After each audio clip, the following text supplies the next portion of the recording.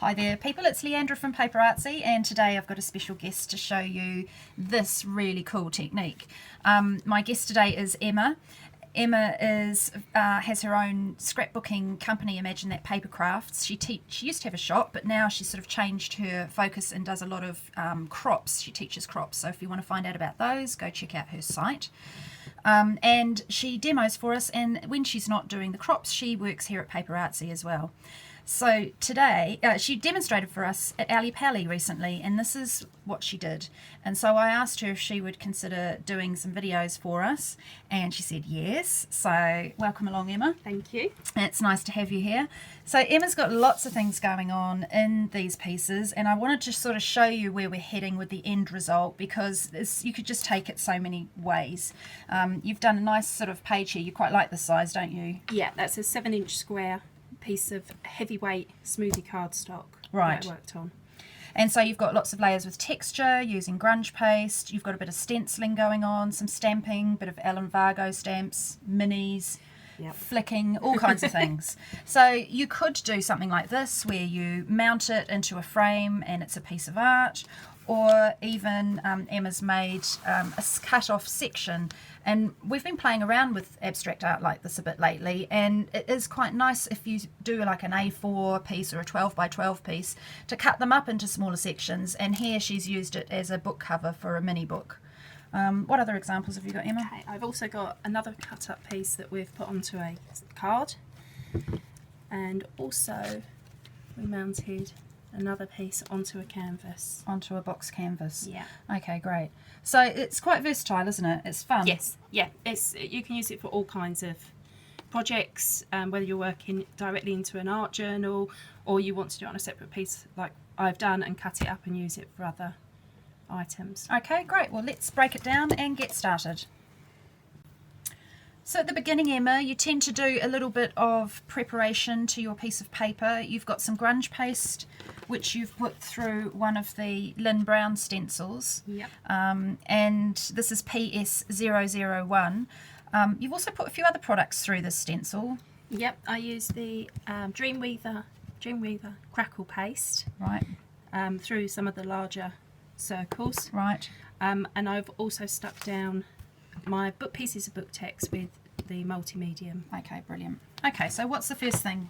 Okay, so the first thing I'm going to do now is add some colour. So I'm going to use one of Jo Firth Young's stencils, and this is PS009. Okay. And I'm going to use the main flower on it, and I'm just going to mask off the areas that I don't want the spray to go onto, because otherwise we'll end up with a nice right angle. Yeah, and paper towel's a good thing to do that because it's quite absorbent, isn't it? So, Yeah. you know, if you use a piece of paper, sometimes you'll still get drips coming off.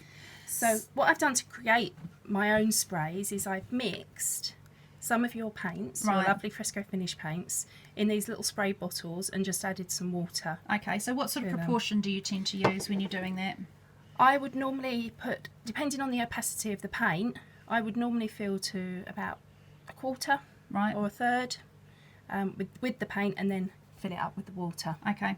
Now some people have found if you put the water in first and then the paint in second, it's easier to shake it and mix it because sometimes the paint can get stuck at the bottom of the bottle. But if your bottle's damp to begin with, you shouldn't have that problem. So sometimes it is a good idea to have perhaps a little bit of water in the bottom of the bottle. Yeah. So you're using chartreuse. Chartreuse is from the Lynn Brown set of paints, and Tango is regularly available open stock. Amethyst is from the Joffy limited edition paint sets. Yeah. And I should say as well, sometimes these will separate if you haven't used them for a little while. Yeah, but so you can just give them another good shake. Okay. And that happens because the pigment of the paint particles are heavier than water, which is why they settle. So it's always good to give them a shake. So all I'm going to do is just spray lightly through the stencil. Okay. And then I'm just going to move those pieces. Great. Love that colour. Rid of the stencil. And I just want to add a couple more sprays. Yeah. Just to give it a little bit more balance of the purple all over. And somebody did mention actually this spray just seems to mirror that flower pattern. Yeah, the way it comes out of the nozzle. It does. So the most important thing when doing a page like this is to dry each layer in between. Okay. Now what we're going to do is add some more colour. So this time I'm going to use 3 of the paints. 2 of them you've already seen in the spray bottles. But I'm going to use Chartreuse, which is from the Lynn Brown limited edition set, Tango and Bora Bora. And because I want a kind of watercolour effect, I'm going to water them down. So I'm just going to put a little blob of each colour, and then I'm going to add some water to them. I'm going to add a little bit more to the Bora Bora because that's an opaque colour. Right. The other 2 are translucents. Right.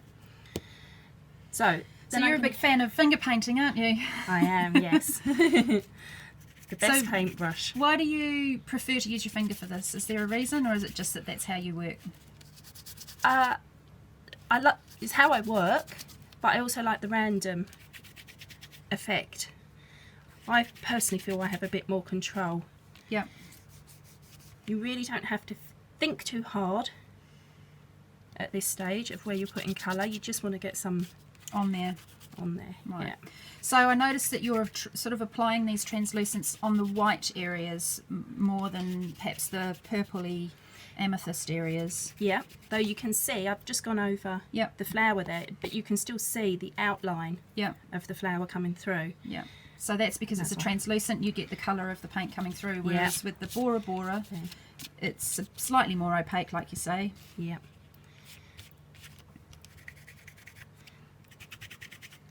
And it all starts to Fill the gaps. fill the gaps. You might be thinking I'm just making a complete mess at the moment. Well, it's Then always it'll all about just come making through. a start and getting some colour down, and then you can you sort of It is. balance it out, don't you? Yep. So I'm going to add a little bit more orange in the middle there. So the colour intensifies a little bit if you add a second layer over the top. Do you do that, or you know, like, are you deliberately trying to knock back the words in some areas, or you're not thinking about it? You're just I'm not trying really. At the moment, I'm just adding colour. colour. Yeah. Yeah. I like the fact because the paints are translucent that you get to see the text still come through. Yeah.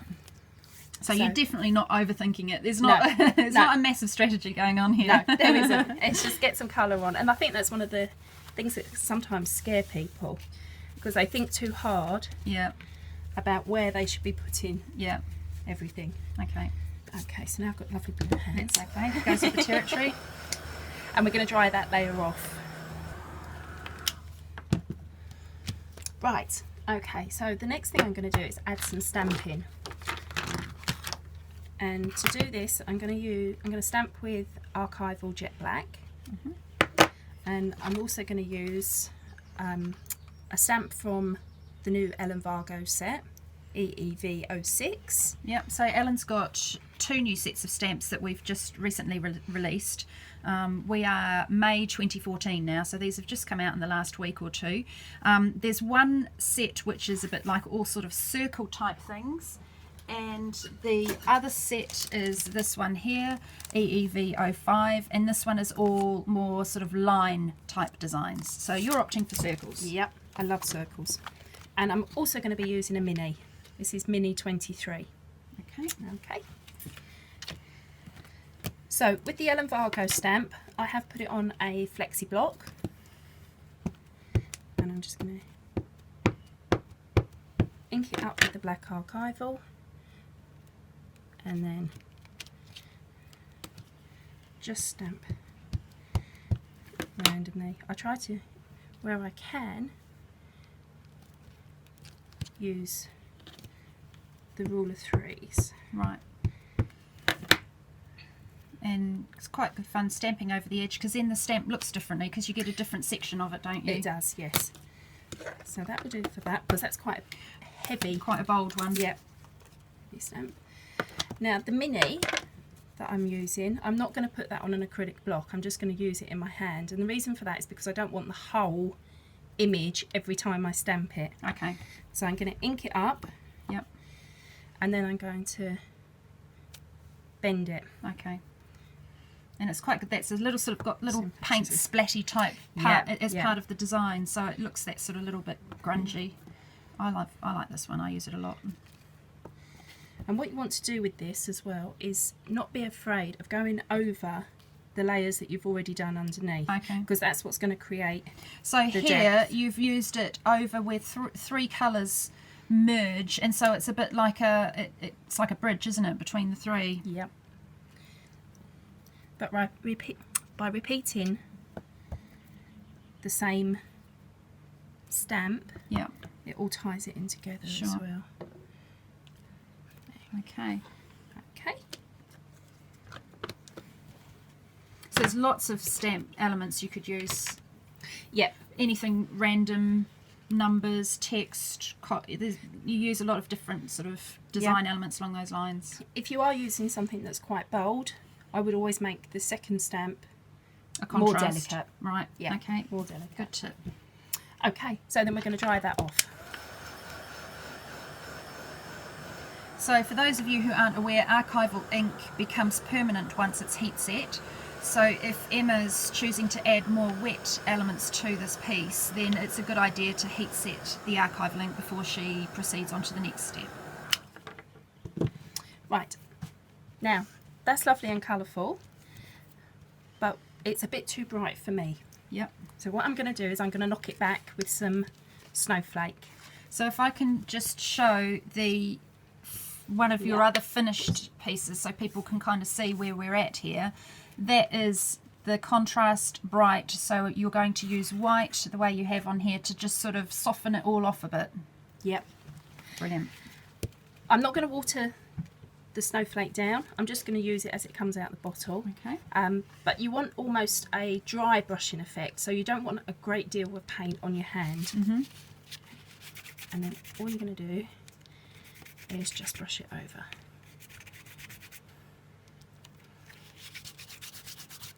You can go heavier in some layers if you like, and this is the perfect opportunity if you've done something you don't particularly like. You can cover it up a little bit. Right. So if you were working in less bright tones, say you were working in shades of brown, you know, real vintage sorts of colours, then you could use nougat instead of snowflake, and you could use sort of all your various shades of beiges and browns, couldn't you? So it doesn't have to be done with bright colours. No. The only thing I'm going to try not to tone down is our focal point of the flower.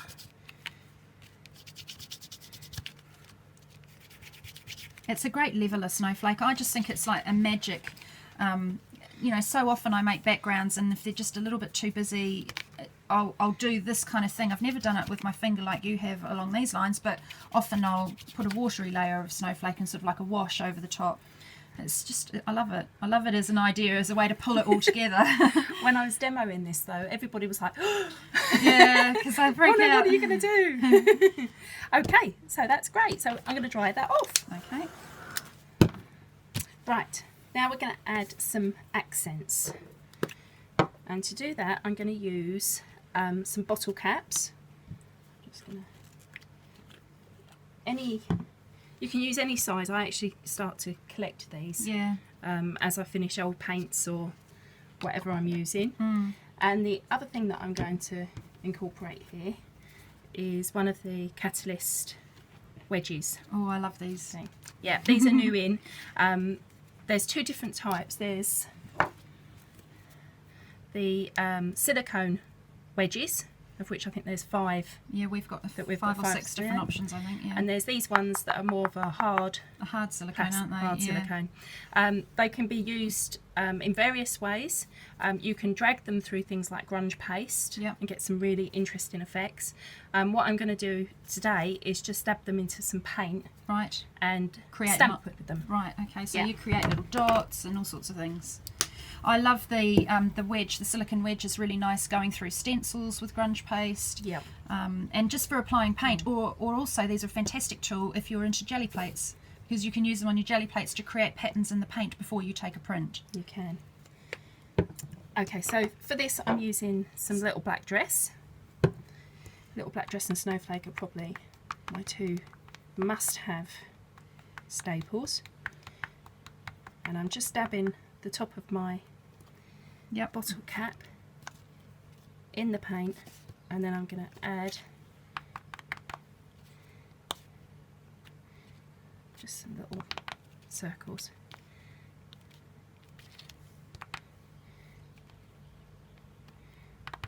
Again, you can be, Yep. it's all just quite random. If you don't like what you've done, just go over it with something else. Okay. Need something in the middle. I never know when to stop. That's okay, that's a good thing. And then I'm going to do, with the catalyst, just dab that through. I love this because it just gives a sort of another kind of structure. I think this, you've got a lot of circle elements on here that are repeating in the grunge paste, in your lids, in the stamps, and this, by creating lines, I notice you doing them vertical and horizontally, and Yep. it sort of seems to create a bit of structure to the composition. I think it's really nice.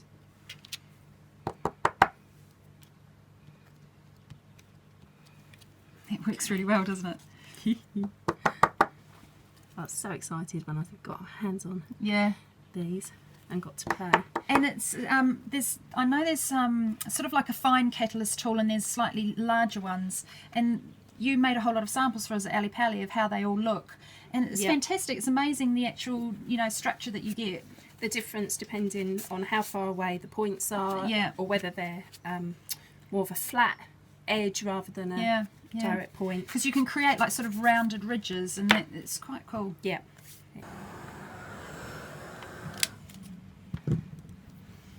Right, okay, so the next thing I'm going to use is a black portfolio or oil pastel, and I'm just going to use this to outline the flower. Okay. So these portfolio pastels, they're a water-based. It's a really weird concept actually, because they're an oil pastel. We get them in sets like this. We've been selling them for a few years now, and you can buy them. We have some open stock that you can buy individually, so you can select certain colours. But these particular set, it's a big set, quite a lot in there. 24 colours I think there is. But they are a kind of a weird concept because they're an oil pastel and yet they're water soluble. Yes, yeah. But they're very, very soft. That's what I love about these. So really easy to smudge. I Yeah. mean, that's amazing. So I'm just going round with my finger, Yeah, and that just smudges that line Yeah. a little bit. lovely. And you can see I'm not the world's greatest drawer, No, it's But- fine. but it just makes that It really makes that element pop again. Yeah. Yeah. Okay. Okay, so the other things I'm going to use just to finish it up is some treasure gold. This is one of our limited edition colours, isn't it? It's sort of is. like a yellow, but it's got a gold thread going through it. It's not some people's favourite colour, Oh, I think that might be. and I tend to just use it with my finger. Yeah. So I'm just going to put a tiny little bit on it, and I'm going to use this to highlight the raised areas that we did with the grunge paste and Okay. the crackle paste. Yeah. So just very lightly. See, I can see why you like it, because it's very reminiscent of the chartreuse paint. Yes. And so it has got, it's a real yellow, a greeny yellowy tone. Yeah. I mean, there are so many different colours with the... Florentine might be quite interesting on that, because that's a really nice orangey colour too. Yeah. Mind you, treasure gold goes with everything, doesn't it? It's like, It does. Now, I tend to leave the oil pastels and the treasure gold to the end, yeah, because I'm not going to try and put any more layers over the top of them. right. Being oil based and stuff, you don't really want to, you'll find things won't stick quite as well. And then I'm also going to just run Some around the edge. around the edge. Just remember, if you're going to cut this up, you're going to want to go back and do the other edges once you've cut it. Right, yeah.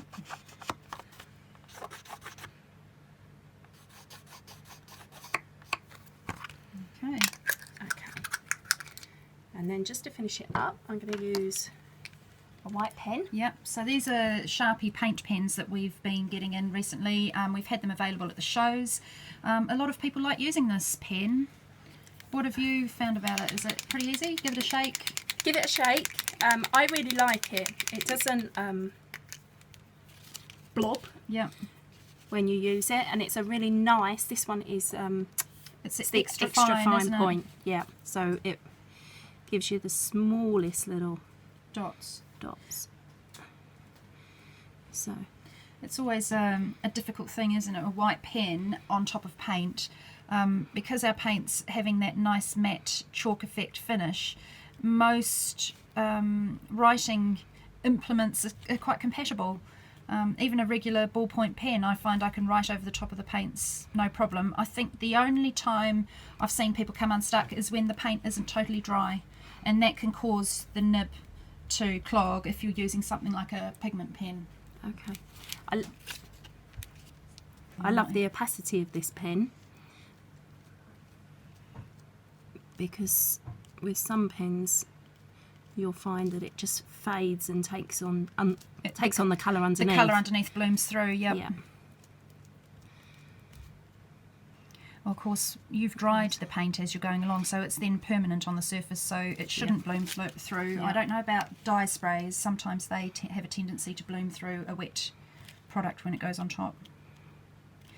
White's always good like this. It just adds that highlight, so you've really drawn the focus back onto that as the focal point. Yep. And again, keeping with the dotty theme. I'm just going to use it just randomly, add some detail.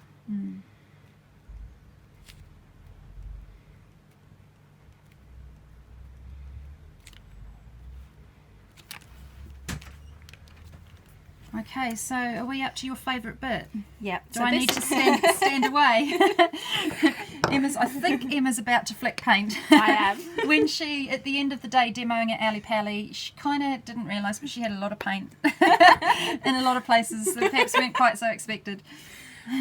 So we've got these new paint brushes, which are going to go, they're online on the website, and you really like flicking paint with these, don't you? I do. I think, I can't remember how many comes in a set, but there's two different sets. One is this kind of pointy edge set.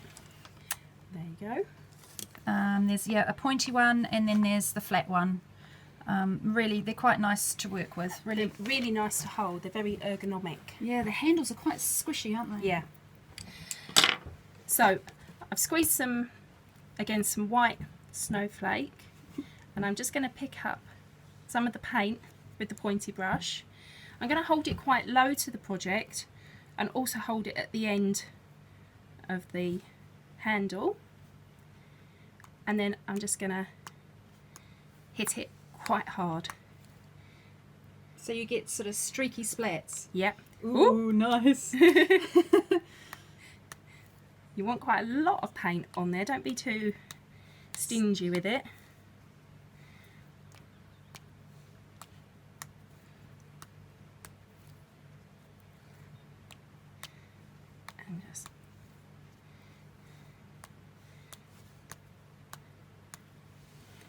And there you go. Brilliant. Then I'll dry that one off. I don't heat that too much because the oil pastel just melts. So that's it. There you go. Brilliant. Well, thanks very much, Emma. It's been lovely having you. I'm sure we'll get you to do some more. And Emma's going to be demonstrating at the Odd Show coming up. So if you're going to be at Doncaster in June, Emma will be at that show. So come and take a look at what she does. Thanks for joining us, and we'll see you again next time on the PaperArtsy YouTube channel.